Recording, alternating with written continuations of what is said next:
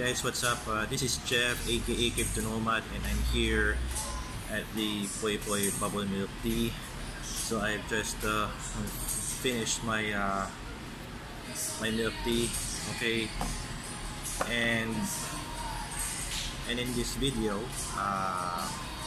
we're not just talking about the ICO reviews. We're not talking about other currencies such as Bitcoin, Ethereum, and other altcoins in the market, but this is all about motivation. Okay? This is going to be all about motivating you as a cryptocurrency trader or as an ICO investor. So this video is something that could motivate and inspire you, okay? So we all know, guys, that pumps and dumps are very normal in the cryptocurrency market as well as the traditional stock market. You know, recently Dow Jones has plunged by a lot of points in the traditional stock market. And we've also seen Bitcoin plunge as well from $12,000 to $5,700 US. So it's really normal for us, guys, because that is what we call the healthy correction. Because I have studied the chart of Bitcoin in the past few years, and you know, between January, February, you know, expect that there will be dumps, and the bearish market are taking over during that time before we will be making a huge bull run. So here's the thing. Let's say if you hold some of your Bitcoins or altcoins in your portfolio, and if the value goes down deep, what you actually do? What are you going to do? You know, to be honest, guys, you have nothing to do but just to hold on. Okay, just hold on to your assets, because it's just a healthy correction. It's just you know, it's just that the whales are manipulating newbies and inexperienced traders and investors, in which when Bitcoin and other altcoins are going down and taking a nosedive, they're going to panic. They're going to go in food mode, or what we call the fear, uncertainty, and doubt, and they will be withdrawing their coins and tokens, you know, because of that bad news. Okay, so for me, it is an opportunity. On the brighter side, if the whole market goes down, the brighter side is that this is our chance, guys, to buy them at lower prices. I repeat, for me, it's an opportunity to buy at lower prices. Okay, so I usually think of it as a food sale, where, let's say, for example, if let's say if electroneum, let's say if electroneum goes down by 30%, I just put it in my mind that, wow, electroneum has a 30% discount offer. You know, instead of complaining, instead of crying that the value goes down, I just put it in my mind that it is just a food sale. You know, a food sale. Like, wow, so it's a 30% discount, so I have to, you know, I don't want to miss this, you know. Did you get what I mean? You know, the same thing goes with the other altcoins that you own. To be honest, guys, for me, I have lost a lot in the crash. I have hold a lot of altcoins in my possession, while most of them are not having value because I've just received them from the airdrops, but the developers have made they're gone. They made an exit scam or something like that, because I was so addicted in participating airdrops. And also on bounties, I have participated in some bounties as well, but not all of those bounties are guaranteed, because there are some ICOs that don't have this kind of direction. I have participated in their bounty programs, and then when it's time to trade, they're actually gone, and a lot of dumps, a lot of sell orders rather than the buy orders. So that is just my experience, because I was still new in the crypto world, and I was thinking that holding is the best option. Yes, I agree. I agree that holding your altcoins for the long run is the best option. But to consider that you want to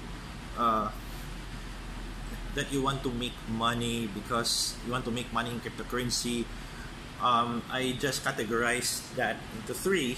So some altcoins are meant for short-term basis, some are on the mid-term basis, and some on a long-term basis. Okay, so I just want to share to you guys about a few of my altcoins that I have categorized as a long-term investment. So it includes our very own yolocoin. Yep, I will be holding on to that. I will hold, guys, because I have seen great potential in YOLO. And not just on YOLO, I also hold electroneum, also trade token, tron, and loyal coin. Okay, and for the rest of my altcoins, I just categorize them to short and mid-term. There are, I have, some of my short terms. Yeah, I have decided to cash out. And some mid-term, let's say I wait for like 3 to 6 months before cashing out. So what I'm going to do is that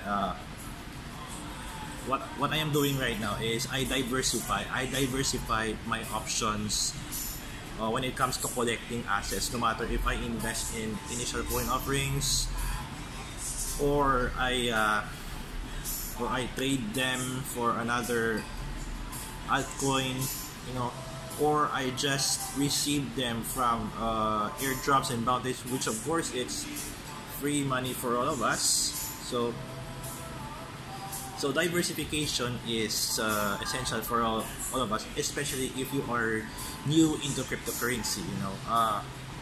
Yeah, I agree that holding is the best option. Yeah, but don't put all of your eggs in a single basket.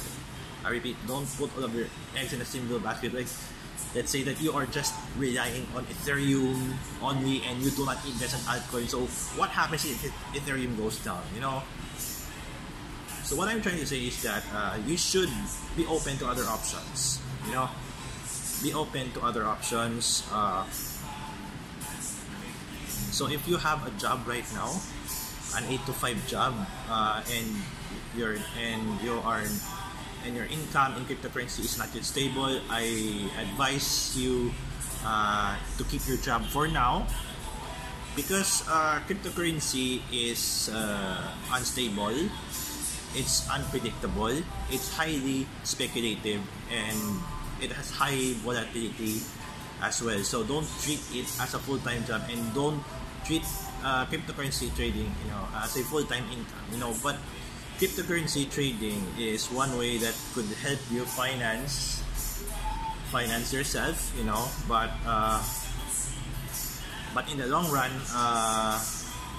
I'm not going to recommend to do full-time in cryptocurrency trading unless you are making a bunch of tokens that are increasing in value in some airdrops and ICOs, you know, unless you are very good to that.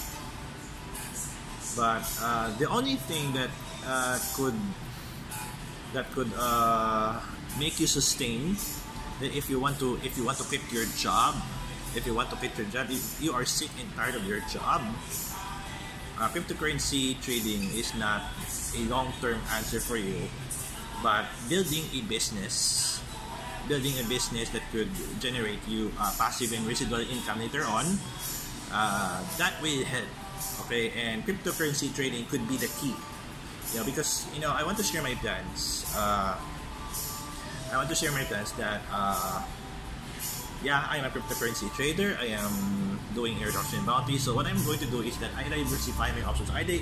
I simply diversify them, and let's say, a percentage of this will go to my personal needs. You know, a percentage of this I will save it to the bank.